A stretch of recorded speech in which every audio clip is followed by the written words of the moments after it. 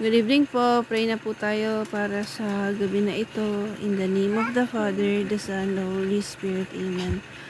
Our Father in heaven, hallowed be your name. Your kingdom come, your will be done on earth as it is in heaven.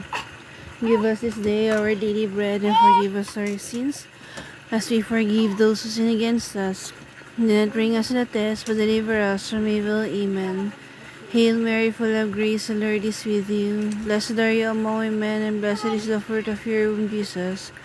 Holy Mary, Mother of God, pray for us sinners, now and at the hour of our death. Amen. Glory be to the Father, and to the Son, and to the Holy Spirit, as it was in the beginning, is now, and ever shall be, world without end. Amen. Kasama po sa novena na ito ang mga nag-birthdays, anniversaries, weeksaries, may mga bagong achievements, lalo na po sila Ate Jessica, Ate Shandy, Dr. Shakil, Tita Nime,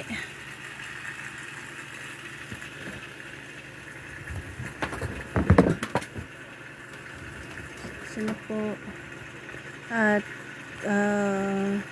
sila Roan, pati na rin po Lord ang recovery nila Rodora Alcaraz, Normita Aguila, Nestor Silva, Carmen Bautista, Anacito Babon, Leticia Palau, Homer Pedriña, Sheila Decena, Erlinda de Villar, Gregoria Blanco, Joseph Oconana, Lucio Veloso, Maria Frank, Clara Boncajes, Vincent and Saturnino Artamia, Earl Silva, Albusco Horado, Andrea Coronado, Jose Agustin Jr., Roland Gonzalez, John Saraza, Elsa Juan, Akira Denise, Myla Navero, Emma Calyanga, Jeffrey Tumpalan, Liriel Tumpalan, Bob Pinca, Bonifacio Hernandez Jr., Bobby Saroza.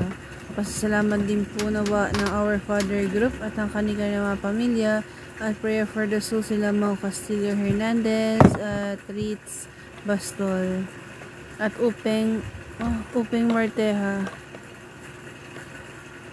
Special intentions ng Planet Earth, Michelle and Joanna Hoxon, Divina and Roman Tumpalan, Armida Santos, Shota Nagayama, Jeffrey, Uriel at Heidi, Marilo Zornos and family, Sara Nolial, Joy Rox and family, Charles and Sofia Mula, Angel at Annie Rose Suwabiron at ang inyong pong lingkod, pati rin po yung mga victims of calamities and victims of depression.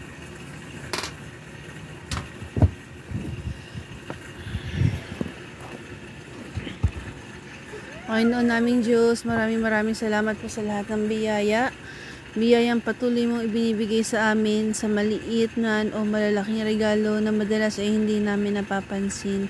Salamat po sa buhay, sa bawat paggising, sa lakas ng katawan, sa tibok ng aming puso at sa pagkakataong mabuhay muli sa bawat araw. Salamat po sa aming pamilya, sa pagmamahalan, sa pagkakaisa, sa mga pagsubok na lalo pang nagkapatibay sa amin at sa mga tagumpay na aming sama-sama pinagdiriwang. Salamat po sa bawat pagkain at inumin na aming tinatanggap, sa hangin na aming nilalanghap at sa tahanang nagbibigay sa amin ng init, proteksyon at kapahingahan. Panginoon, sa iyo po na kami lubos na umaasa. Ikaw po ang aming lakas kapag kami nanghihina, ang aming pag-asa kapag kami nawawala ng direksyon, at ang aming kapayapaan sa gitna ng kaguluhan. Ipinagdarasal po namin ng bawat isa, ang aming pamilya, kaibigan, kapitbahay at mga taong nahihirapan, nag-iisa, nasasaktan, yung mga hindi namin nababanggit. And please provide for our daily needs, Lord. Ikaw po ang bahala sa aming bukas. Bigyan na po kami ng sapat, hindi lamang ng aming kailangan, kundi pati ng pusong marunong makontento at magpasalamat.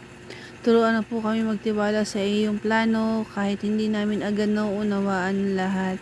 Pinagdarasal po namin ng kapayapaan sa aming mga puso, sa bawat tahanan, pamilya, mga komunidad, mga aming bayan at sa buong mundo.